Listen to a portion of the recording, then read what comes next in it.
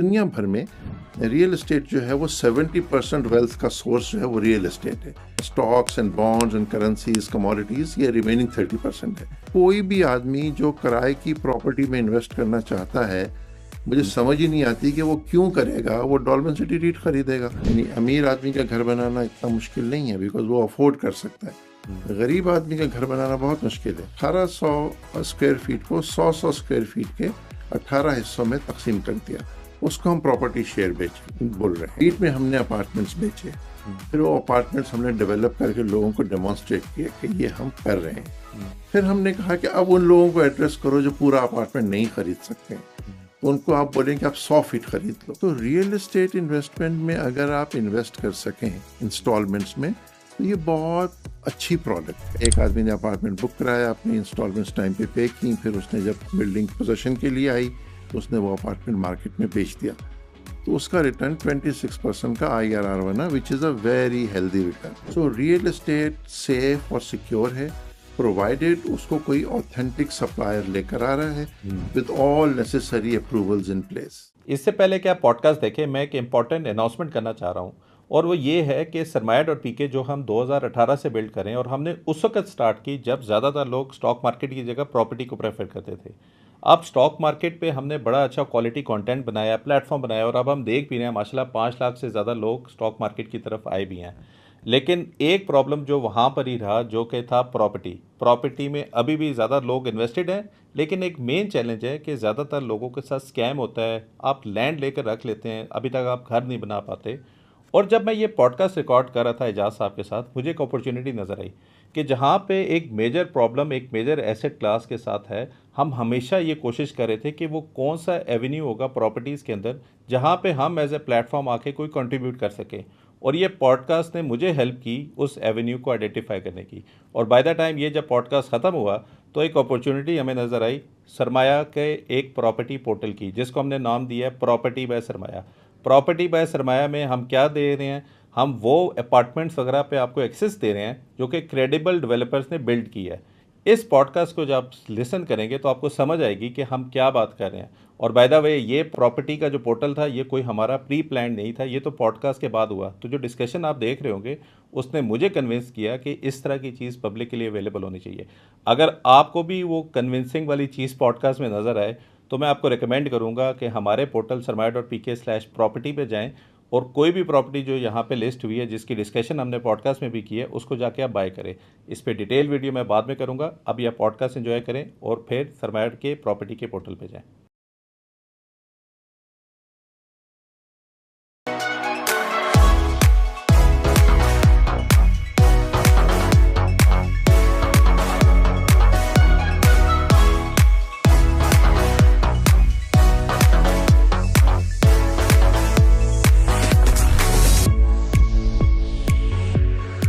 अस्सलाम वालेकुम and welcome to another episode of Sarmaya talks.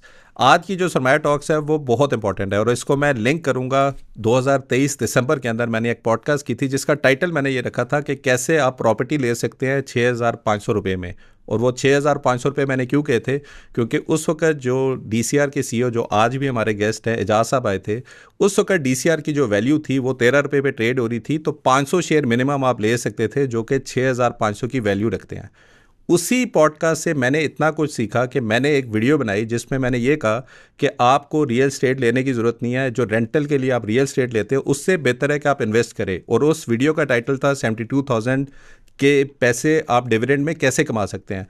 वो जो वीडियो थी वो माशाल्लाह यूट्यूब पे 500,000 से ज़्यादा लोगों ने देखी, अभी भी फेसबुक के ऊपर मिलियन से ज़्यादा लोगों ने देखी। और सब लोगों को ये चीज़ समझ आई है कि जो मैं बता रहा था कि रादर दैन फिजिकल प्रॉपर्टी लेने के, अगर आपके पास पैसे कम है तो आप उसको इन्वेस्ट करके रेंटल यील्ड के थ्रू, रेंटल इनकम या डिविडेंड के थ्रू आप अपनी प्रॉपर्टी या जो रेंटल आप दे रहे हैं उसको कवर अप कैसे कर सकते हैं। वो जो एपिसोड थी, और अगेन मैं उसका लिंक डिस्क्रिप्शन में दूंगा, बहुत इंपॉर्टेंट थी। मुझे खुद उससे काफ़ी कुछ सीखने को मिला। अगर आप रीट्स में इन्वेस्ट करना चाह रहे हैं, मैं अभी भी रिकमेंड करूंगा कि आप उस एपिसोड को दोबारा ज़रूर सुनिएगा। और अगर आप लोग इन्वेस्ट करें और आप लोग उसी, और मेरे ख्याल में जिन लोगों ने उस वक्त DCR के ऊपर इन्वेस्ट किया था, मैं अभी उसके स्टैट देख रहा था जब हमने पॉडकास्ट रिकॉर्ड की थी, अगर आपने 1 लाख रुपया इन्वेस्ट किया होता, सो DCR के ऊपर आपको तकरीबन आज की तारीख में 50% का कैगर, इसका मतलब ये है कि 1 लाख रुपए की वैल्यू जो आपने इन्वेस्ट की थी उसकी आज की कदर जो है, वैल्यू जो ऑफ इन्वेस्टमेंट है, तकरीबन 2,80,000 रुपया है। और डीसीआर ने तकरीबन 50,000 रुपये का डिविडेंड दिया है। मतलब कि पिछले 2.5 साल के अंदर डीसीआर ऑलरेडी 50% का रिटर्न आपको रिटर्न बैक कर चुका है बाय गिविंग यू डिविडेंड।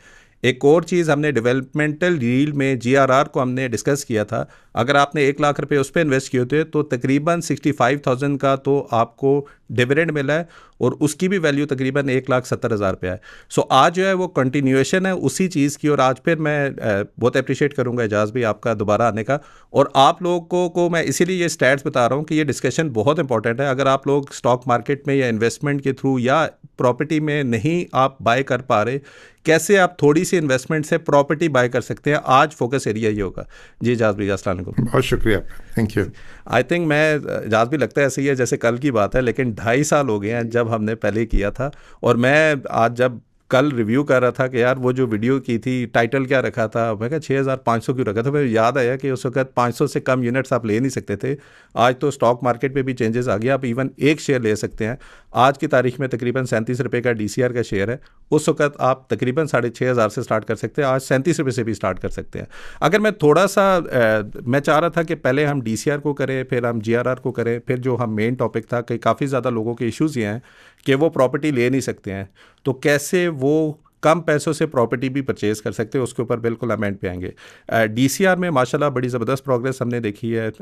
जिस तरीके से आप लोग रीट का बिज़नेस पाकिस्तान में लेकर आए हैं, आई थिंक पायनियर आप लोग ही हैं। और DCR is one of the winning example कि किस तरह आप लोगों ने इसको कैरी आउट किया है। एक जो चीज़ हमने डीसीआर में देखी थी, आप लोगों ने रेंटल्स जो थे, एग्रीमेंट जो थे, उसको थोड़ा मॉडिफाई किया है, जहाँ पे आप प्रॉफिट शेयरिंग पे, रेवेन्यू बेस पे एग्रीमेंट कर रहे थे। मैं पहले उसी से स्टार्ट करता हूँ कि वो जो मॉडल था वो सब पे अप्लाई हो रहा है, या आपने पार्शली सबको ऑफर की थी, या सारे लोग अब इसी मॉडल के ऊपर आपके साथ काम कर रहे हैं? बहुत शुक्रिया। एक तो मैं अप्रिशिएट करना चाहूँगा कि आप लोगों का जो रोल है इन्वेस्टर अवेयरनेस के हवाले से वो बहुत अहम है, और इस एफर्ट्स को और ज़्यादा बढ़ाने की ज़रूरत है, क्योंकि अंदाज़ा ऐसा होता है कि हमारे यहाँ अवेयरनेस और नॉलेज जो है फाइनेंशियल मैनेजमेंट की वो बहुत महदूद है। जी जी। और उसको बढ़ाएं ताकि लोग अपने माशी फ़ैसले बेहतर तौर पे कर सकें। अब हम आते हैं डॉल्मेन सिटी रीट की तरफ। ये साउथ एशिया की पहली लिस्टेड रीट है जिसमें डॉल्मेन मॉल क्लिफ्टन और हार्बर फ्रंट एक ऑफिस बिल्डिंग है, वो दो कंपोनेंट्स हैं इसके, और उसमें तकरीबन 8 लाख स्क्वायर फीट एरिया जो है वो रेंट आउट हुआ है। 10 साल से ये ऑपरेशंस में है, और माशाल्लाह हर साल डिविडेंड बेहतर से बेहतर हो रहे हैं। जैसे अभी हम एक क्वार्टर में तकरीबन 66 पैसे का डिविडेंड दिए हैं लास्ट क्वार्टर में। जी जी। उसको अगर आप एनुअलाइज करें तो आप 2 रुपये 60 पैसे के करीब आपका सालाना डिविडेंड बन जाता है, जो इशू प्राइस पे या फेस वैल्यू पे तकरीबन 26% का रिटर्न है। जी जी। सो ये इन्फ्लेशन के अगेंस्ट भी अच्छा हेज है, रेंटल यील्ड भी इसकी अच्छी है, लिक्विडिटी भी इसकी बेहतर है, अच्छी है, और ये इन्वेस्टर्स के लिए एक बहुत अच्छा एसेट साबित हुआ है। अब ये एसेट अच्छा कैसे परफॉर्म करता रहे, तो ये प्रॉपर्टी मैनेजमेंट का चैलेंज है कि इस बिल्डिंग को अच्छे से मेंटेन करना है, जो हम कर रहे हैं। फुटफॉल को मुस्तहकम रखना है, जो हम रखने की कोशिश कर रहे हैं। टेनेंट्स जो हैं वो अच्छा बिजनेस कर पाएँ, वो हम कर रहे हैं। और माशाल्लाह आपको सब अच्छे ब्रांड्स, अगर आपको शॉपिंग करनी है तो आप डॉल्मेन मॉल में जाइए और अपनी तमाम ज़रूरियात की चीज़ें आप वहाँ से ख़रीद सकते हैं। जी। तो ये 2-3 इस वक्त प्रॉपर्टी मैनेजमेंट के मामलात हैं जिनको बहुत अच्छे से हमारे जो प्रॉपर्टी मैनेजर हैं वो निभा रहे हैं। तो ये एक तो कामयाबी हो रही है। मोर देन 95% ऑक्यूपेंसी चल रही है। टर्नओवर रहता है बहुत ही मिनिमल। जैसे कारफोर हमारे यहाँ था, वो एग्ज़िट किया है पाकिस्तान से, तो हमारे यहाँ से डॉल्मेन से तो एग्ज़िट कर लिया है, बाकी जगहों से भी मुझे ऐसा लगता है वो लोग एग्ज़िट करेंगे। तो वो जो जगह थी उसकी यील्ड बेहतर हो जाएगी हमारे इन्वेस्टर्स के लिए। It is actually a good news. मैंने देखा था नेगेटिव में लोग रहे थे कि कारफोर चला गया, डीसीआर का क्या बनेगा। तो वो बहुत अच्छे से उसको मैनेज किया है उस एपिसोड को उन्होंने, और उसकी यील्ड जो है वो इंशाल्लाह और भी बेहतर हो जाएगी यूनिट होल्डर्स के लिए। अच्छा, दूसरा जो है कि पूरी मार्केट इवॉल्व हो रही है, यानी एक तो अच्छे मॉल्स बनने चाहिए। अच्छे मॉल्स बनाने के लिए आपको सिग्निफिकेंट कैपिटल कमिटमेंट चाहिए। वो कैपिटल कमिटमेंट के लिए जो अनसर्टेनिटी का रिस्क है, डॉल्मेन मॉल ने उसको मिनिमाइज किया है, क्योंकि विजिबिलिटी बढ़ा दी है कि किस तरह से बिजनेस किया जाता है, किस किस्म की यील्ड्स होती हैं, किस किस्म के रिटर्न्स होते हैं, कंज्यूमर क्या चाहता है फॉर एग्जांपल। उसकी वजह से वो उसका रिस्क कम हुआ है। तो एक तो आपको मॉल्स बनानी है, फिर मॉल के अंदर जो टेनेंट्स हैं उनके लिए भी वो विन विन सिचुएशन होनी चाहिए। ऐसा नहीं कि आप बहुत ज़्यादा किराया वसूल कर लें और उनका बिजनेस सफ़र करे, क्योंकि हमारा जो इनकम है वो उनकी कॉस्ट है। तो इसमें भी हमारे इंटरेस्ट अलाइन होने चाहिए। वो इंटरेस्ट अलाइन करने के लिए हमने ये एक फार्मूला बना, और ये दुनिया भर में ऐसा चलता है कि हम आपके साथ रेवेन्यू शेयर कर लेते हैं, ताकि आपको अप फ्रंट कॉस्ट फील नहीं हो। आप परफॉर्म करें तो हम परफॉर्म करें, और हमारे लिए भी ये मोटिव होना चाहिए कि हम आपकी परफॉर्मेंस को बेहतर करें। और उसमें transparency, how you are basically making. अच्छे, एक तो टेनेंट्स अच्छे हैं, सब AAA रेटेड क्लाइंट्स हैं जिनका फोकस है बिजनेस की ग्रोथ, इनकम हाइड करना उनका ऑब्जेक्टिव नहीं है। फिर टेक्नोलॉजी बहुत हेल्पफुल हो गई है, कैश रजिस्टर्स वगैरह लिंक है, डेली रिपोर्ट आती है, तो और उनके भी ऑडिट्स होते हैं, हमारे भी ऑडिट्स होते हैं, तो उसमें ट्रांसपेरेंसी का कोई इशू नहीं है। तो ये बहुत हेल्दी डेवलपमेंट है कि ये सबके लिए विन विन है। तो ऐसा नहीं हो किसी को एक्सेसिव बेनिफिट हो जाए, किसी को एक्सेसिव कॉस्ट हो जाए, वो कम हो बट गया। It is across all the platform, यानी वो कोई ऑप्शनल नहीं है कि कोई फिक्स दे दे या कोई इस तरह दे। अभी तो बड़े हमारे जो टेनेंट्स हैं उन्होंने इसको अडॉप्ट कर लिया है। जैसे मैंने कहा कि मार्केट इवॉल्व करेगी, जी जी। तो जो छोटे टेनेंट्स हैं वो भी देखेंगे कि बेहतर है, तो उन सबको हम इनकरेज कर रहे हैं कि उसी फार्मूले पे आ जाएं। ज़बरदस्त। अच्छा, दूसरा आपने लास्ट टाइम भी डिस्कस किया था डेवलपमेंटल रील में, उस वक्त GRR आया था और उसके ऊपर दिया था, और उस वक्त अगर मुझे याद पड़ता है हमने पॉडकास्ट में डिस्कस किया था कि this is a 3 years time, 2026 में हम इसको ख़त्म कर देंगे। अभी 2026 तो आ गई है, so what is the plan for GRR? मेरा ख्याल है कि या तो एंड 2026 में हो जाएगा या फर्स्ट क्वार्टर 2027 में। और उसमें जो शेयर होल्डर हैं दे विल, उनके जो जितने शेयर्स की वैल्यू है वो आप देंगे, या जो हो किस तरह उसकी डिस्ट्रीब्यूशन होगी, या ये ख़त्म किस तरह होगा, डीलिस्ट कैसे होगा? ये डेवलपमेंटल रीट है, यानी ग्लोब रेजिडेंसी रीट ने 5 प्लॉट्स एक्वायर किए, उनके ऊपर अपार्टमेंट्स बना के उनको सेल किया।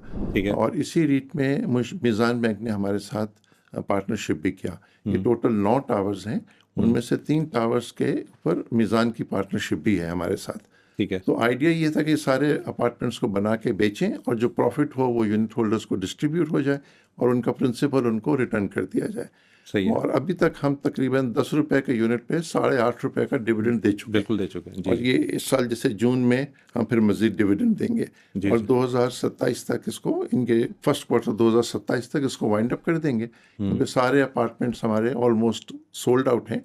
ठीक बहुत है। कम यूनिट्स रह गए हैं, वो बिक जाएंगे, उनके प्रोसीड्स लेके ओनर्स को हैंड ओवर कर दिए जाएंगे, ठीक और है। जो कैश फ्लो होगा वो यूनिट होल्डर्स में डिस्ट्रीब्यूट कर दिया जाएगा प्रो रेट बेसिस।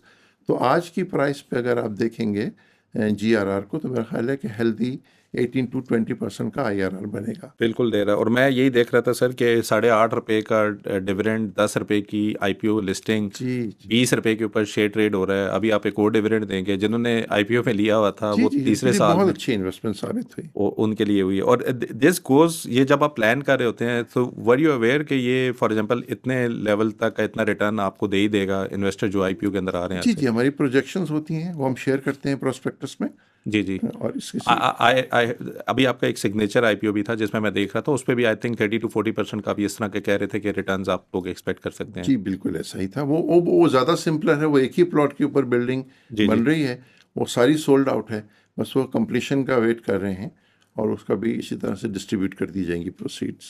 ये तो चलें, सर एजाज भाई आपने बड़ा अच्छे तरीके से हमें बता दिया जो लिस्टेड आपको उसमें। और माशाल्लाह एक अच्छी चीज़ ये है कि इट्स नॉट अबाउट कि अब रीड का मुझे लगता है आपसे बेहतर एक्सपर्टीज लेवल कोई नहीं है, how to manage the property, how to list the property, how to give benefit to the shareholder, and people I believe के trust you more in terms of, जब भी रीड की बात आती है और आपका नाम साथ हो, RFB रीड के उसके साथ हो, तो लोग people trust you guys and you are basically delivering as well. अब एक जो मेन प्रॉब्लम है that is around buying the properties, और उसमें जो आपका एक और जो इनिशिएटिव मैंने देखा था वो बड़ा अच्छा आप मुझे लगा था, जो प्रॉपर्टी शेयर के नाम से था। सो थोड़ा सा प्रॉपर्टी शेयर के बारे में बताएंगे, वो किस चीज़ को एड्रेस कर रहा है जो कि लिस्टेड कंपनीज रीड वाली नहीं एड्रेस कर रही? आइडिया क्या है कि जो इन्वेस्टमेंट अपॉर्चुनिटीज़ हैं वो आम आदमी तक पहुंचाई जाएं, वो चंद हाथों में महदूद ना हो। तो रीट एक इंस्ट्रूमेंट बना कि जिसमें आप रियल एस्टेट एसेट को यूनिट्स में कन्वर्ट कर देते हैं 10-10 रुपए के। जैसा आपने कहा कि अब आप पूरा डॉलमेन तो नहीं ख़रीद सकते हैं, लेकिन आप डोलमेंट में हिस्सेदार बन सकते हैं एक यूनिट खरीद के भी। तो जिसके पास 37 रुपये भी हैं वो भी डोलमेंट में प्रो रेट ओनर बन सकता है और उसको अपनी इन्वेस्टमेंट पे इंशाल्लाह बहुत अच्छा रिटर्न मिलेगा। इसी तरह जो प्रॉपर्टी में इन्वेस्टमेंट एक बुनियादी डिज़ायर है सबकी, लोग अपना फ्यूचर सिक्योर्ड महसूस समझते हैं जब वो प्रॉपर्टी में इन्वेस्ट कर लेते हैं। तो जब आप प्रॉपर्टी का एक यूनिट बेचते हैं, जैसे कि अपार्टमेंट बेच रहे हैं आप 1800 स्क्वायर फीट का, तो उसकी मार्केट वैल्यू है कोई 3-3.25 करोड़ रुपए फॉर एग्जांपल। वो 3-3.25 करोड़ रुपए सबके पास नहीं होते हैं, स्पेशली यंगस्टर्स के पास, जिनके अंदर हम ज़्यादा चाहते हैं कि सेविंग की हैबिट इनकलकेट हो। तो हमने 1800 स्क्वायर फीट को 100 स्क्वायर फीट के 18 हिस्सों में तकसीम कर दिया। उसको हम प्रॉपर्टी शेयर बोल रहे हैं। सो बजाय कि आप 3 करोड़ का वो ख़रीदें, आप 16 लाख रुपए का एक यूनिट ख़रीद सकते हैं। तो आपको 16 लाख रुपए देने हैं और आप 100 स्क्वायर फीट के मालिक बन जाएंगे। और आपके पास जूं पैसे आए आप अपने नंबर ऑफ़ यूनिट्स इंक्रीज़ कर सकते हैं। आपके राइट्स, आपकी ऑब्लिगेशंस, आपके रिवॉर्ड्स वो आइडेंटिकल हैं, एग्जैक्टली वही हैं जो पूरा अपार्टमेंट ख़रीदने वाले के। लेकिन आप बजाय के वेट करें कि मैं 3 करोड़ रुपए जमा करूंगा फिर अपार्टमेंट खरीदूंगा, जब आप जाएंगे तो वो अपार्टमेंट 5 करोड़ का हो चुका होगा। तो आप आज से ही वो अपार्टमेंट एक्यूमुलेट करना शुरू कर सकते हैं। तो उसके लिए फिर ये प्रॉपर्टी शेयर का हमने प्रोडक्ट बनाया है जो उसको स्ट्रक्चर किया, पूरी तरह 100% कंप्लाइंट है, शरिया कंप्लाइंट भी है, और इसमें बहुत अच्छा इंटरेस्ट जो है वो इन्वेस्टर्स का आ रहा है। और मैंने एक चीज़ देखी है एजाज भाई कि नॉर्मली द सर्कल इज़ कि people first of all save money, और जब पैसे सेव हो जाते हैं जो प्लॉट उन्होंने लेना होता है 20 का, वो जब तक सेव होते हैं तो वो 50 का हो गया होता है। अगर वो इंस्टॉलमेंट पे भी जाते हैं तो ऐसी जगह पे प्लॉट लेके बैठते हैं जो कि कभी वो डेवलप होता ही नहीं है, हाथ में आता ही नहीं है कि जब आप अपना करें। मेरे सामने मैंने खुद भी एक प्रॉपर्टी में की थी जो बड़े एक अच्छे ग्रुप के अंडर थी, and it took me 7 years to just hold. जब वो थोड़ी सी प्रॉफिटेबल हुई, प्रॉपर्टी तो नहीं बनी, आज तक नहीं बनी, शुक्र है मैं निकल गया था, लेकिन I basically exited and then I did something different. लोग अगर पोजीशन वाली जगह पे जाते हैं वो इतनी महंगी होती है कि वो अफोर्ड नहीं कर सकते, फिर उस अफोर्ड के लिए वो मेहनत करते हैं, पैसे जमा करते हैं, बाय द टाइम वो प्रॉपर्टी ले लेते हैं तो सिर्फ प्लॉट ले पाते हैं, घर नहीं बना पाते। जो मुझे आपकी बात से समझ आई है कि rather than keeping your money और saving your money, why not कि उसी फ्रैक्शन के ऊपर आप थोड़ा सा बाय करते जाएं, और उस बाय के ऊपर मे बी फ्रैक्शंस इतने ज़्यादा हो जाए कि you become the owner of that particular apartment as well. बिल्कुल। और ये कॉन्सेप्ट जो है ये बेसिकली मैं दुबई में देख रहा था, काफ़ी ज़्यादा था। अब अगर किसी ने अगर इन्वेस्टमेंट पर्सपेक्टिव के लिए भी यूज़ करना है, जैसे फॉर एग्जांपल मे बी मैं पूरा अपार्टमेंट तो नहीं ले सकता, मे बी मैं 3-4 यूनिट्स आपके, ये मिनिमम कितनी इन्वेस्टमेंट से आप लोग स्टार्ट कर रहे हैं कि किसी भी प्रॉपर्टी में कितने से आप स्टार्ट कर सकते हैं? और अगर आप पूरा नहीं भी ले सकते और अगर आप लोग ही मैनेज कर रहे हैं और वो रेंटल पे भी लग रहा है, सो कितना लोग एक्सपेक्ट कर सकते हैं कि उस पर रेंटल यील्ड कितना वो उस पर इन्वेस्टमेंट पे ले? अच्छा, ये जो इन्वेस्टमेंट का काम है ये रिलेटिवली न्यू फील्ड है, यानी फाइनेंस में भी ये रिलेटिवली न्यू फील्ड है। और इसकी लिटरेसी क्योंकि पाकिस्तान में लो है, फाइनेंशियल लिटरेसी उससे भी बहुत ज़्यादा कम है। मैं तो उन प्रोफेशनल्स को भी मिलता हूँ जो फाइनेंस के प्रोफेशन में हैं, यानी बैंकर्स हैं या लॉयर्स हैं या अकाउंटेंट्स हैं, तो मैं महसूस करता हूँ कि फाइनेंशियल लिटरेसी का वहाँ पे भी फुकदान पाया जाता है। तो एक तो हमको अवेयरनेस और लिटरेसी के हवाले से एक ज़्यादा काम करने की ज़रूरत है, मैसिव काम करने की। आज अगर एक प्रोजेक्ट अनाउंस हो अपार्टमेंट बिल्डिंग और वो आपको इंस्टॉलमेंट्स पे आपको अलाउ करे कि आप उसका अपार्टमेंट ख़रीद लें, 5 साल तक पे करें, तो आपका रिटर्न क्या बनेगा? अब ये वो सवाल है जिसका कोई क्रिस्प रिस्पॉन्स नहीं मिलता इन्वेस्टर को। आप अगर आज नेशनल बैंक का शेयर ख़रीदेंगे तो आपको क्या एक्सपेक्ट करना चाहिए, तो वो आपको बताता है कि इसकी EPS लास्ट ईयर क्या थी, अगले साल क्या एक्सपेक्ट कर रहे हैं, PE मल्टीपल क्या चल रहा है, मल्टीपल ये हो जाएगा तो इसकी प्राइस क्या हो जाएगी। लेकिन अगर आप पूछें कि मैं अपार्टमेंट आज इंस्टॉलमेंट्स पे बुक कराऊँ, 5 साल तक मैं इंस्टॉलमेंट्स पे करूँ, तो इसकी वैल्यू क्या हो जाएगी, इस सवाल का क्रिस्प जवाब मार्केट में नहीं मिलता है, क्योंकि डेटा अवेलेबल नहीं है, क्योंकि विजिबिलिटी इतनी नहीं है। पहला सवाल तो 5 साल में कह रहे हैं देंगे नहीं 5 साल में, फिर क्या ये प्राइस बढ़ा तो नहीं देंगे। तो सप्लाई साइड के भी इश्यूज़ हैं, डिमांड साइड के भी इश्यूज़ हैं, अवेयरनेस के भी इशू हैं, रेगुलेटरी फ्रंट पे भी इश्यूज़ हैं। तो इन तमाम चीज़ों को अगर हमने सीधा कर लिया तो मुझे लगता है कि हम लोग एक सिग्निफिकेंट इकोनॉमिक ऑब्जेक्टिव को अचीव कर लेंगे। और एक बहुत बड़ा मिस टेस्ट और भी है अभी हमने डेटा जमा जी किया, फॉर एग्जांपल ग्लोब रेजिडेंसी में जिन्होंने अपार्टमेंट बुक कराया, उनका रिटर्न क्या बना? उनका रिटर्न बना 26%। हमने, हमारे पास डेटा आ गया ठीक कि है। एक आदमी ने अपार्टमेंट बुक कराया, अपनी इंस्टॉलमेंट्स टाइम पे की, फिर उसने जब बिल्डिंग पोजेशन के लिए आई तो उसने वो अपार्टमेंट मार्केट में बेच दिया, हम्म तो उसका रिटर्न 26% का IRR बना, which is a very healthy return. Hmm अगर वो उसका अपार्टमेंट नहीं बिकता तो वो क्या करता? तो वो अपनी प्रॉपर्टी को रेंट आउट कर देता। उसकी रेंटल यील्ड क्या बनती? वो उसकी कॉस्ट के ऊपर उसकी रेंटल यील्ड जो है वो 8% प्लस बनती, hmm which is also very healthy. Hmm so real estate investment में अगर आप इन्वेस्ट कर सकें हम्म इंस्टॉलमेंट्स में, तो ये बहुत अच्छी प्रोडक्ट है। हम्म क्योंकि जो ग्रोथ आती है बिजनेस में, अगर आप स्टडी करेंगे तो उसमें क्रेडिट का एक बहुत इंपॉर्टेंट रोल है। हम्म क्रेडिट हमारे यहाँ आम आदमी के लिए अवेलेबल नहीं है। हम्म जो मॉर्गेज फाइनेंस है पाकिस्तान में, स्टेट बैंक के रिपोर्ट के मुताबिक उसमें सिर्फ 64,000 मॉर्गेजेस हैं, हम्म ओनली 64,000, और मोर देन 50% बैंक के एम्प्लॉयज़ हैं। Hmm so other than bank employee सिर्फ 30,000 लोगों को ही मॉर्गेज अवेलेबल हो सका है। हम्म जब बिल्डर आपको इंस्टॉलमेंट्स पे ऑफर करता है अपार्टमेंट, तो वो इफेक्टिवली आपको क्रेडिट एक्सटेंड कर रहा है हम्म कि ये मेरा 2 करोड़ का अपार्टमेंट है, आप 5 साल में दे देना 40-40 लाख करके। हम्म तो वो इफेक्टिवली आपको लोन दे रहा है हम्म और आपको बोल रहा है कि आपको प्रोडक्ट मिल जाएगी। और ये बहुत अच्छी इन्वेस्टमेंट साबित हुई है, लेकिन डेटा अवेलेबल नहीं है, ना डेवलपर के पास है, ना इन्वेस्टर के पास है, ना कोई रिसर्च हाउस है जो इसको रिसर्च करे। और उससे बढ़कर प्रॉब्लम क्या है कि रेगुलेशन जो है रियल एस्टेट सेक्टर की, वो बहुत पुअर है और पैची है। आप डॉक्यूमेंट में लिखते हैं अपार्टमेंट की वैल्यू 30 लाख रुपए है, एक्चुअल वैल्यू 2 करोड़ रुपए है। तो बोले कि ये फ़र्क क्यों है? वो कहते हैं DC रेट भी है इसमें, FBR रेट भी इन्वॉल्व है, और उसमें फिर टैक्सेस भी बहुत हैवी हैं। तो ये इस तरह से एक इशू कॉम्प्लिकेट हो गया। उसका हमने सिंपल क्या किया कि पहले तो रीट लाओ। रीट में it is entirely transparent and documented. Hmm उसकी एक कॉस्ट है, वो हम बेयर करेंगे, लेकिन उसका बेनिफिट भी है कि आपके अंदर डिसिप्लिन आ जाएगा, आपकी परफॉर्मेंस बेहतर हो जाएगी, मार्केट आपके ऊपर ट्रस्ट करने लगेगी, आपका स्केल बेहतर हो जाएगा। तो पहले तो रीट लाए, फिर रीट में हमने अपार्टमेंट्स बेचे, फिर वो अपार्टमेंट्स हमने डेवलप करके लोगों को डेमोन्स्ट्रेट किए कि ये हम कर रहे हैं। फिर हमने कहा कि अब उन लोगों को एड्रेस करो जो पूरा अपार्टमेंट नहीं खरीद सकते हैं, तो उनको आप बोलें कि आप 100 फीट खरीद लो। तो 100 फीट वाले के राइट्स, ऑब्लिगेशंस, रिवॉर्ड्स आइडेंटिकल हैं वही जो पूरे अपार्टमेंट वाले के हैं। तो फिर इसीलिए लोग उसमें इंटरेस्ट लेने लगे। तो ये प्रॉपर्टी शेयर की जो प्रोडक्ट बनाई है, क्योंकि रीट में इन्वेस्ट करना आपको स्टॉक मार्केट के थ्रू जाना पड़ता है इवेंचुअली। स्टॉक मार्केट की अपनी अवेयरनेस बहुत कम है। आज मेरे ख्याल है 5 लाख शेयर होल्डर बने होंगे, उनमें से भी लाख सवा लाख तो पिछले साल ही ऐड हुए हैं बिल्कुल सही अवेयरनेस बढ़ने की वजह से, वरना तो 3 लाख 4 लाख की बात होती थी। आई डोंट नो कि एक्टिव कितने हैं।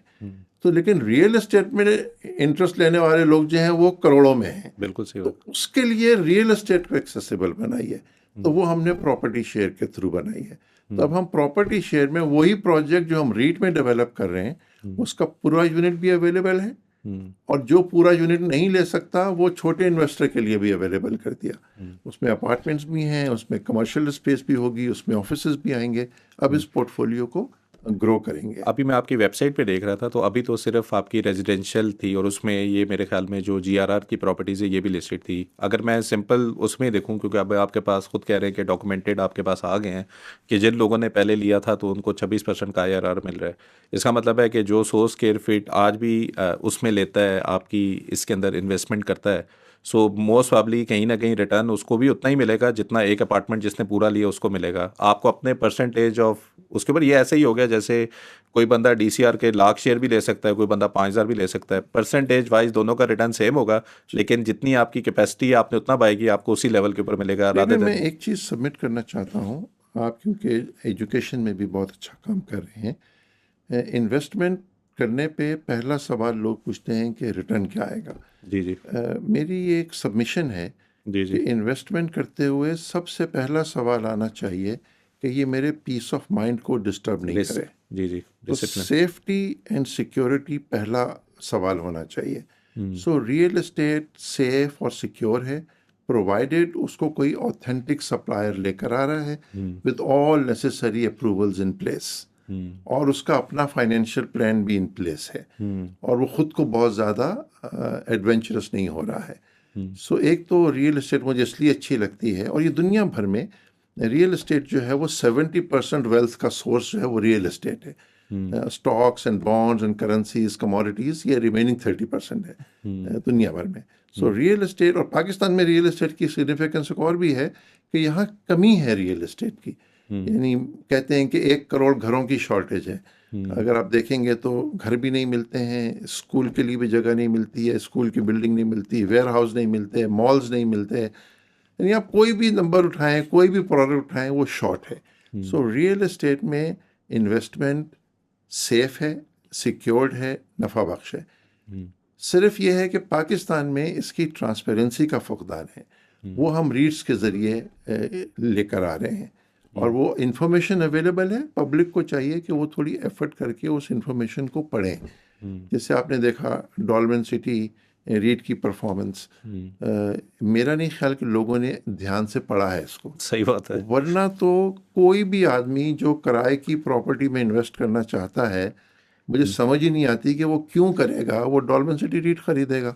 आज आप पूरी बना बनाया टावर खरीदें, आपके पास से के 50 करोड़ रुपए हैं, वो आपको 4% की यील्ड देगा। बिल्कुल सही बात। टेनेंट्स आपने ढूंढ के लाने हैं, बिल्डिंग आपने मैनेज करनी है, रिकवरी आपने करनी है, इंश्योरेंस, सिक्योरिटी, से वो सब आपका दर्द। यहाँ सब दर्द जो है वो डॉल्मेन ने ले लिया है, और आपको 6.5% का रिटर्न मिल रहा है डे 1। आपको टेनेंट्स भी नहीं ढूंढना है, वो भी कोई मैनेज कर रहा है। एजाज में मेरी अपनी प्रॉपर्टी है कमर्शियल एबटाबाद के सराउंडिंग में, एंड जब मैं डीसीआर की वीडियो भी बना रहा था, मैं सर पकड़ के बैठा था कि हम क्या करें अपने साथ भी ना, कि the property itself is value far more and the rental we are getting far less. यानी कि मैं कह रहा हूँ कि 0.5 या 1% से भी कम है। सो मैं अपनी वालदा को भी ये कह रहा था, यार ये हम प्रॉपर्टियाँ लेके बैठे हुए हैं, हमें कुछ मिल तो रहा नहीं है। सो वो कहती है नहीं यार, ये ना मैंने कहा प्रॉपर्टी लेना या होल्ड करना is not a bad asset to have, but you need to understand कि what value you are getting, और वो किस स्ट्रक्चर में कर रहे हैं। किस स्ट्रक्चर बहुत ये बहुत इंपॉर्टेंट है। जो अभी आपने बात की कि अगर मैं उस प्रॉपर्टी को सेल करके एक बना बनाया प्लाजा भी ले लूँ, मैं टेनेंट्स कहाँ से ढूंढूंगा, मैं रिकवरी कहाँ से करूँगा, मैं अपना काम करूँगा कि मैं उस पर लगूंगा। कल को वो कहेगा सर बल्ब आपका नहीं चल रहा है, यहाँ से पानी का मसला हो गया, फिर वो जाके फिक्स कौन करेगा। इवन हमने अपने ऊपर वाला पोर्शन किराए पे दिया हुआ था, हम बड़े खुश थे कि 2 फ्लोर है, ऊपर वाले नहीं है।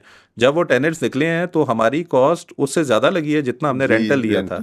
एंड देन वी थॉट कि यार हम रेंट पे क्यों दे रहे हैं ना, कि जस्ट फॉर द सेक एक जगह है यार आप दे रहे हैं, और फिर वो ऐसा हशर नशर हो जाता है कि आपको कुछ नहीं आती। तो पीपल नीड टू अंडरस्टैंड कि अगर आपके पास एक्सेसिव कैश है तो ये सारे एवेन्यूज़ हैं जो आपको वो वाला सुकून तो नहीं दे रहे जो आपको फिजिकल में देख कर मिलता है, लेकिन वो रिटर्न्स वैल्यू के पर्सपेक्टिव से बहुत बेहतर रिटर्न है। सो मैं अब खुद भी यही सोच रहा हूँ यार, ये we need to dispose of all the assets जो कि हमारे पास इस तरह है जिसका रेंटल यील्ड ही नहीं है, and why not to hold a share. और जस्ट लाइक के प्रॉपर्टी शेयर का जो आपका आइडिया है, इसमें आपके खुद आप कह रहे हैं कि डेवलपमेंटल, और आप लोग माशाल्लाह जिस तरह डिलीवर करके वो कर लेते हैं, वो फार बेटर मेरे से मैनेज कर रहे हैं, जो कि एक प्राइमरीली अपना काम भी कर रहा है और पैसिवली ये भी देख रहा है कि यार प्रॉपर्टी पे रेंटल आ रहा है, बिल्डिंग कैसे बनानी है। मैंने एक प्रॉपर्टी थी, जब भी मैं उसकी सफाई करा के कुछ बनाने लगता हूँ तो मुझे नोटिस आ जाता है कि यार आप बना नहीं सकते। मैं यार अगर बना नहीं सकता तो what is the point of basically holding such property. तो मैं लिटरली अब ये भी सोच रहा हूँ कि यार प्रॉपर्टीज़ को भी ना लोगों को डिफरेंट तरीके से सोचना चाहिए। किसी के 4 डिफरेंट प्लॉट 4 डिफरेंट एरियाज़ में है, प्लॉट के बस वो देख ही जा रहे हैं कि ये 5 साल पहले 50 की थी, आज 70 की होगी है, वो 20 लाख पे खुश हैं। हालांकि इन्फ्लेशन आप कितनी चली गई है, उस 70 लाख रुपये से 1 रुपया भी आपको कैशबैक नहीं मिला, आप कोई रेंटल ले नहीं रहे। So what is the point of holding A plot जो कि आपको कुछ दे नहीं रही।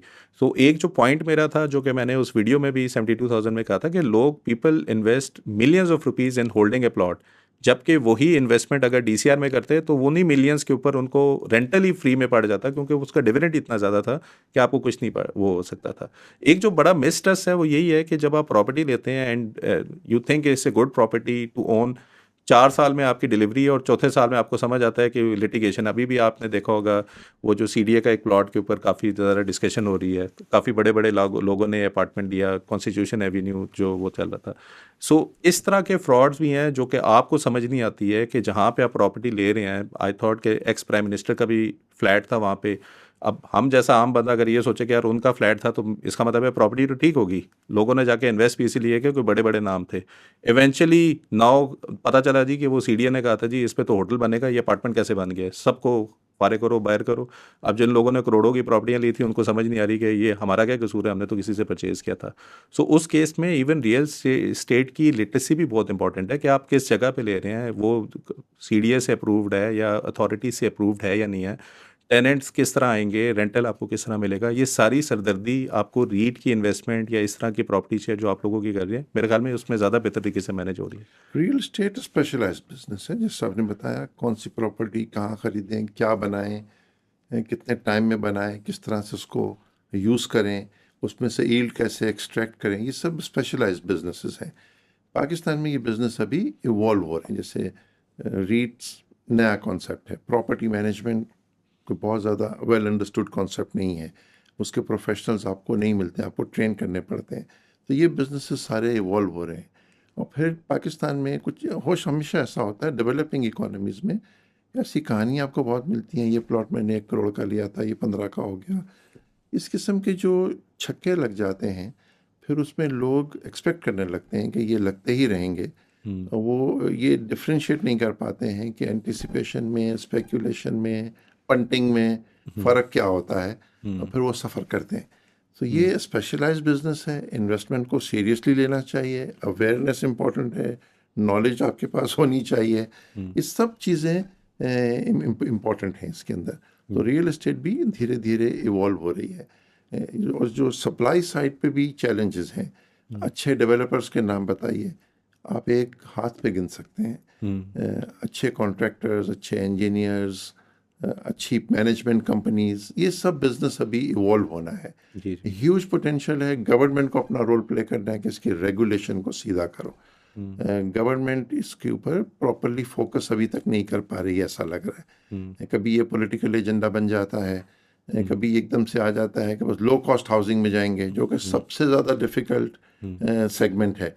यानी अमीर आदमी का घर बनाना इतना मुश्किल नहीं है बिकॉज वो अफोर्ड कर सकता है। गरीब आदमी का घर बनाना बहुत मुश्किल है बिकॉज पे आपने सही मटेरियल भी लगाना है, मार्जिन भी कम रखने हैं, सुपरविजन भी खुद ही करनी है, उस बेचारे को कुछ पता नहीं है। यानी आप इमेजिन करें अगर कोई आदमी किसी फैक्ट्री में काम कर रहा है 80,000 रुपये पे या लाख रुपए पे, वो अपने घर बनाने का टाइम कैसे निकाल सकता है? बिल्कुल सही बात। तो वो इदारे ही होने चाहिए, ऐसे लाइसेंस्ड एंटिटीज़ होनी चाहिए जो ये काम करें, और हुकूमत का काम है कि वो उनको जिम्मेदार गर्दाने। तो वो एक रीट का स्ट्रक्चर आता है इसके अंदर, तो वो सरकार को इन तमाम इश्यूज को देखने की ज़रूरत है।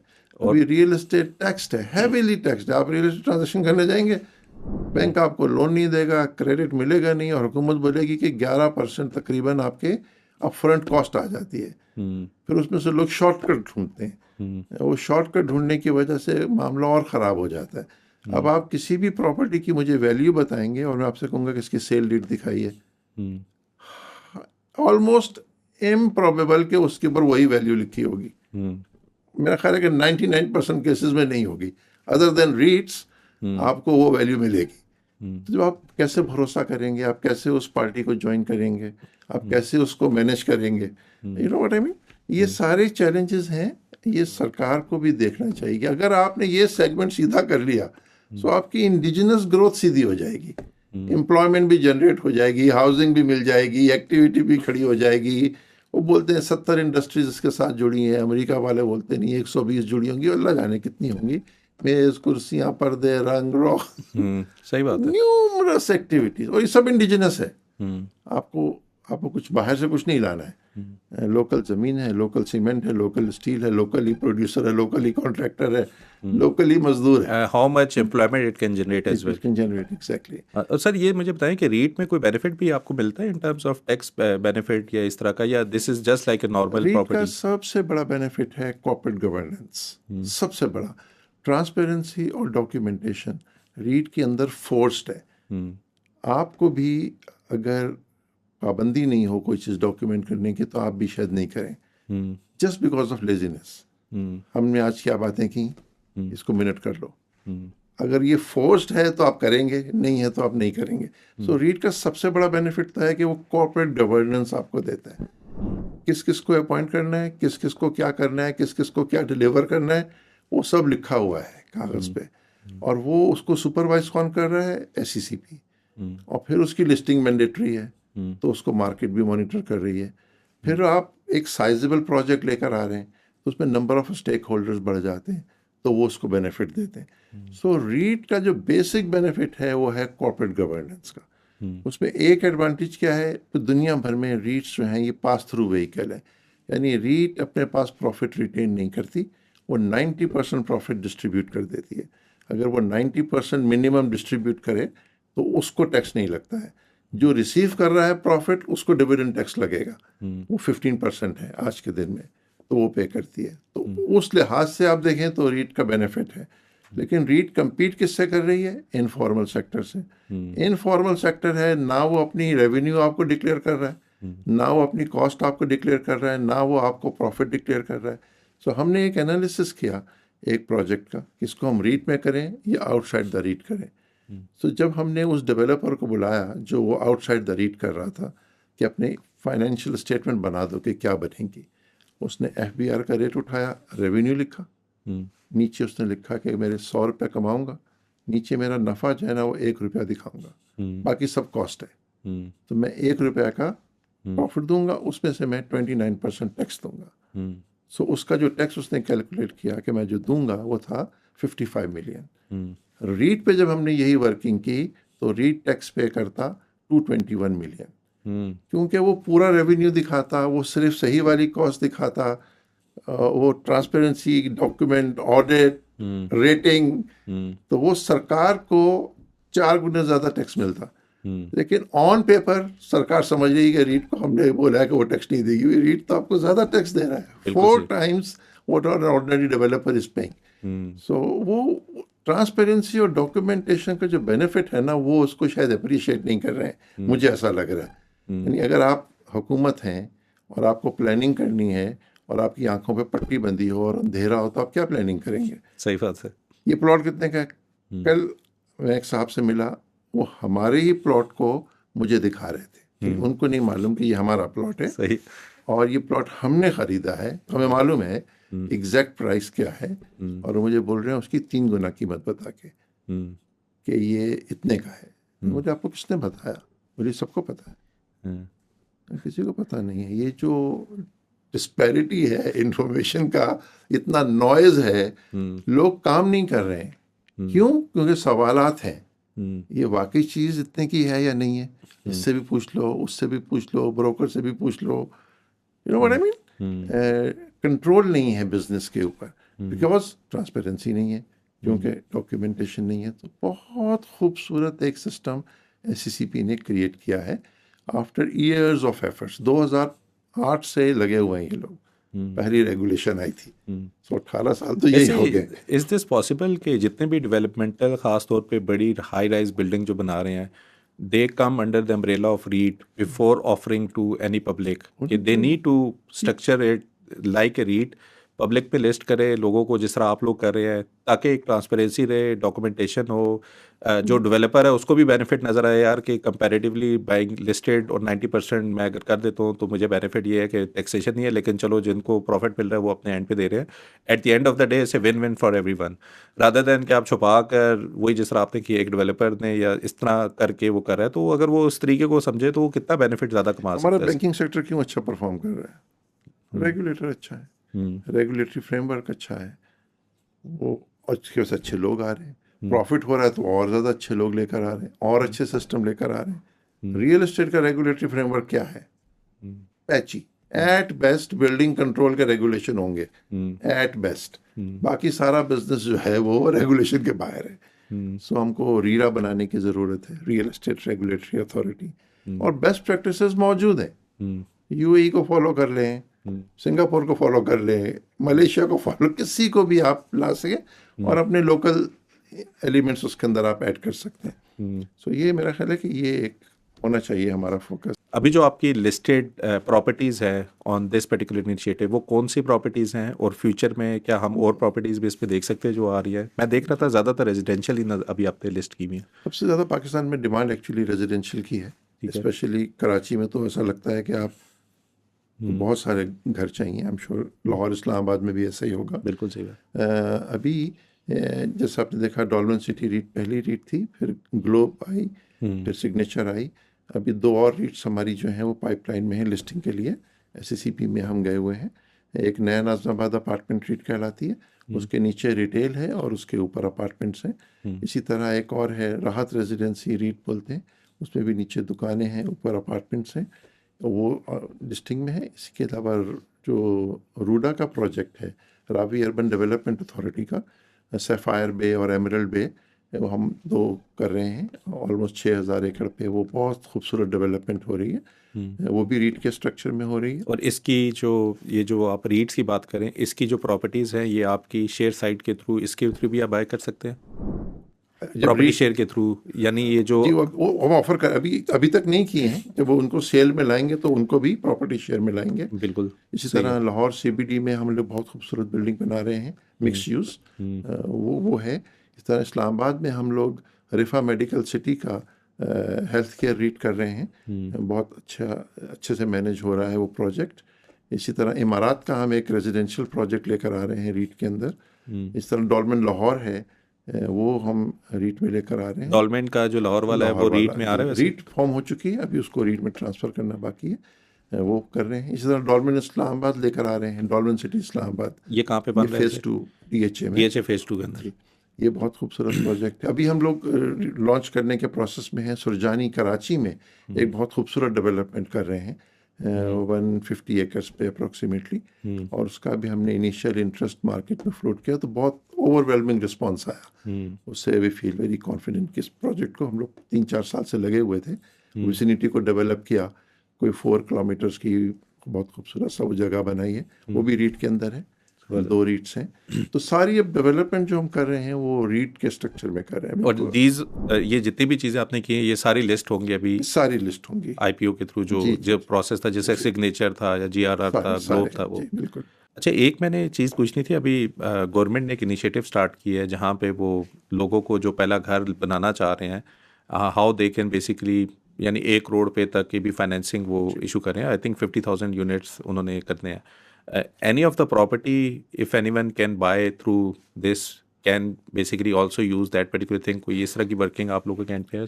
ये गवर्नमेंट का बहुत अच्छा इनिशिएटिव है। ऑल्दो सरकार हमेशा टू लिटिल टू लेट, उनका जो रिफॉर्म्स होते हैं उस पर आप बहुत आसानी से ये कह सकते हैं। यानी कीमतें पिछले 2-3 साल में तो जो इन्फ्लेशन रही है और जो करेंसी डिवैल्यूएशन हुई है, कॉस्ट ऑफ कंस्ट्रक्शन बहुत बढ़ गई है, तो सिग्निफिकेंट जंप आ गई। तो सरकार ने उस लिहाज से लिमिट नहीं बढ़ाई, यानी 1 करोड़ अब कम लग रहा है। मैं तो सर ढूंढ रहा था, मुझे तो प्लॉट नहीं मिल रहा था करोड़ का। हाँ, कोई नहीं मिलेगा, है ना। इस लिमिट को बढ़ाने की ज़रूरत है। 30 मिलियन तक ले जाएं, 40 मिलियन तक ले जाएं, ताकि जो प्रोफेशनल, सबसे पहले हमें प्रोफेशनल्स को ये उनका कंसर्न एड्रेस करना चाहिए, क्योंकि प्रोफेशनल की प्रोडक्टिविटी बहुत हाई होती है। यानी लेक के अगर आपने ये मसाइल हल कर दिए तो lake can create job for 1000 more people. सही बात है। एक आम आदमी का अगर आपने मसला हल किया तो उसी का मसला हल हुआ, या उसकी फैमिली का मसला हल हुआ। प्रोफेशनल्स का जब मसला हल होता है ना तो वो मल्टीप्लायर इफेक्ट आता है उसका। तो एक तो हमें पहले उस कैटेगरी को एड्रेस करना चाहिए कि जो लोग प्रोडक्टिविटी एनहेंस कर सकते हैं सिस्टम के अंदर, वो पढ़े लिखे लोग, एजुकेटेड लोग, प्रोफेशनल्स, एंटरप्रेन्योर्स, उनको आप इनकरेज करें। वो 1 करोड़ उनके लिए नहीं है, ये 1 करोड़ मेरे ख्याल है कि अट्रैक्टिव होगा लेबरर के लिए। वो फैक्ट्री वाला जो है उसका इतना बड़ा प्रोडक्टिविटी इम्पैक्ट भी नहीं है, और वो अवेल भी नहीं कर पाता है, बिकॉज उसकी अवेयरनेस, उसकी लिटरेसी, उसका कोलेट्रल, उसकी इनकम सपोर्ट, मुझे नहीं मालूम कि जो फैक्ट्री के वर्कर हैं उन्हें कितने पैसे कैश में मिलते हैं, कितने एक्चुअल मिलते हैं बुक पे, इनकम वेरीफाई कर सकेगा कि नहीं कर सकेगा बैंक, और बैंक कितना कंफर्टेबल फील करेगा वीक क्रेडिट को लेंड करते हुए। ये तमाम इश्यूज़ हैं, लेकिन फिर भी ये एक अच्छा स्टेप है और ये करना चाहिए। मेरे ख्याल में क्या है कि आप बजाय के वीक क्रेडिट को क्रेडिट एक्सटेंड करें, आप अच्छे इंस्टीट्यूशंस को क्रेडिट एक्सटेंड करें।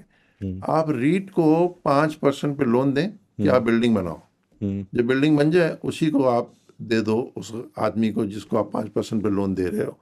क्योंकि वो जो आदमी 5% का लोन अवेल कर रहे हैं ना, वो घर अपना नहीं मॉनिटर कर सकता, ना वो प्रोक्योरमेंट कर सकता है, ना वो अप्रूवल ले सकता है, ना वो डिज़ाइन कर सकता है, ना वो एग्जीक्यूशन को मॉनिटर कर सकता है। इंस्टीट्यूशन ये एक्टिविटी कर सकता है। तो इस स्कीम को थोड़ा रिवाइज करने की ज़रूरत है। इस स्कीम में for example of plan financing नहीं है, यानी आपने आज अपार्टमेंट का प्रोजेक्ट लॉन्च किया रीट ने, तो वो अपार्टमेंट नहीं खरीद सकता वो आदमी इस लोन से, क्योंकि उसकी रिक्वायरमेंट है कि वो अपार्टमेंट एग्जिस्ट कर रहा हो, उसका टाइटल आपके नाम पे ट्रांसफ़र हो जाए आज ही के दिन। ये ट्रांसफ़र होना है 5 साल के बाद। तो ये स्कीम में ये रिविजन्स करने की ज़रूरत है और ये इंस्टीट्यूशंस के थ्रू काम करने की ज़रूरत है। और अगर ये लिंक कर दे रीड के साथ, so it will be a massive जी, सक्सेस कि आपको बिल्कुल। पता है कि यार ये लिस्टेड है, इतनी गवर्नेंस इसकी, लाइसेंस्ड एंटिटी है जो उसके लिए रिस्पॉन्सिबल है, एसईसीपी उसको मॉनिटर कर रहा है, फिर लिस्टेड ऑन पीएसएक्स में है, पीएसएक्स उसको देख रहा है, फिर वो उसकी ट्रांसपेरेंसी रेटिंग भी अपने, करवा रहा है, फिर उसकी ऑडिट भी करवा रहा है। हाँ बहुत बेनिफिट है इस एक्टिविटी के। हाँ। और इसमें दूसरा बेनिफिट ये भी है कि maybe someone might not be able to get a loan of 1 crore, maybe 30 lakh पे अगर वो उसकी पार्शल पे, फ्रैक्शंस पे या आपकी जी प्रॉपर्टी जी शेयर जी पे वो 30 बिल्कुल। लाख का ही पोर्शन कर ले, उस 30 लाख के रेंटल की इनकम से शायद वो अपने महीने का रेंटल प्लस कुछ सोर्स ऑफ इनकम बना दे, यस यस। और मे बी बाद में इनकम और है तो वो और ऐड करके एक पूरा प्रॉपर्टी एसेट बना भी दे। I think that is something which is doable. ये मेरा ख्याल है कि गवर्नमेंट को एक फोकस करके हाउसिंग को और सिविक इंफ्रास्ट्रक्चर के इशू को एड्रेस करने की ज़रूरत है। बिल्कुल। और मैं यहाँ पे थोड़ा सा समराइज़ करके करूँगा, क्योंकि अभी मैं आपके प्लान्स में देख रहा था, I think Peace Apartments payment plan एक मेरे सामने है, जीआरआर जो कि लिस्टेड कंपनी है उसका भी प्लान है। बताने का मकसद ये है कि ज़्यादातर लोग जब इवन कोई प्लॉट भी लेते हैं, प्लॉट के ऊपर जब आपकी इंस्टॉलमेंट होती है वो 2-3 लाख रुपए की इंस्टॉलमेंट बन रही होती है, जो कि क्वार्टरली पे आपने देनी होती है, वो भी प्लॉट डेवलप करके आपको मिला नहीं है।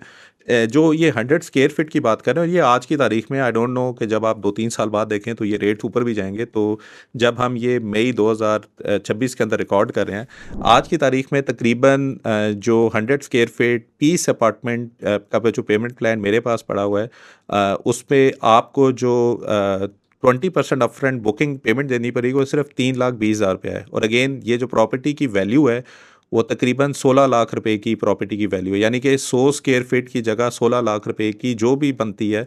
और उस पर आपका जो मंथली प्लान है, जो कि इंस्टॉलमेंट 1 टू समथिंग वो मैं देख रहा था, सिर्फ 1% आपने मंथली पे करना है। मकसद ये बताने का है कि अगर आप ऑलरेडी 15-20 हज़ार रुपया सेव करके उसको कैश में रख रहे हैं, अगर आप ये एसेट ले लें, आपका एसेट भी बनता रहेगा, आपकी सेविंग भी होती रहेगी। और मे भी अगर आप उसको, मैं तो देख रहा था इंस्टॉलमेंट नंबर 76, यानी कि ये तकरीबन आपकी 6 साल से ऊपर का प्लान आपने दिया हुआ है ऐसे, तो आपकी आखिरी इंस्टॉलमेंट नंबर 76 जो है वो 20,000 रुपया है। तो टोटल वैल्यू जो आपने किस्तों में 16-16 हज़ार रुपया देनी है वो 16 लाख रुपए के ऊपर है।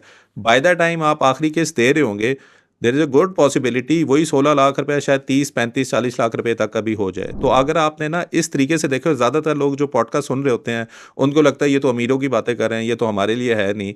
अगर आप लोग ऑलरेडी 15 से 20 हज़ार रुपया मंथली सेव कर रहे हैं, ये आप लोगों के लिए है। Share property share is for those people who cannot afford to buy a big apartment, maybe they are able to buy 100 square feet.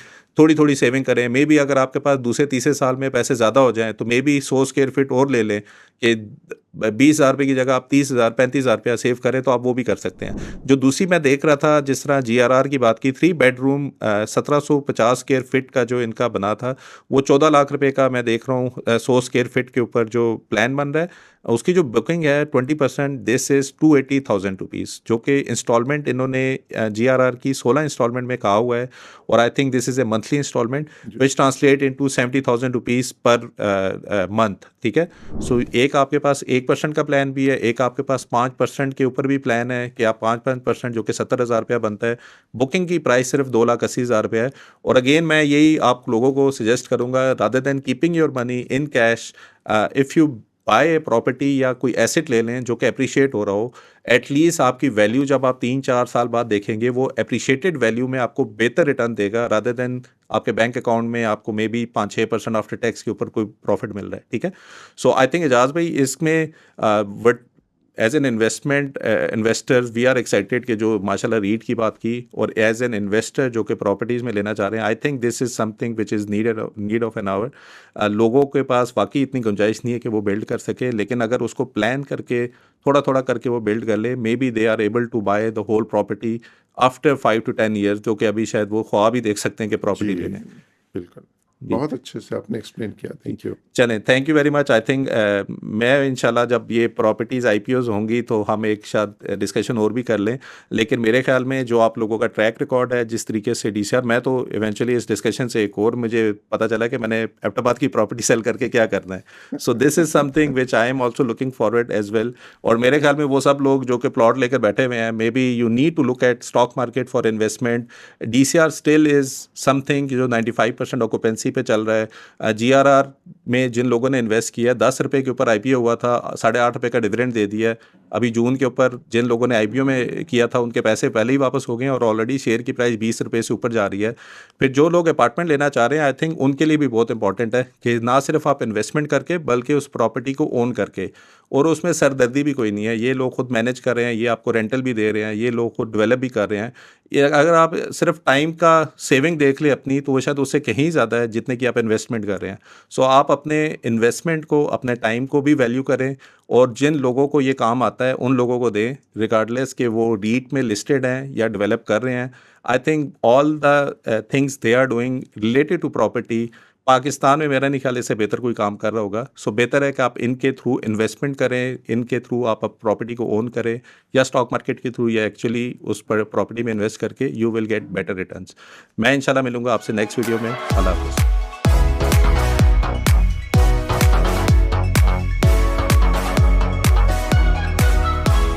सरमाया.pk, जहां हर फैसला बने सरमाया।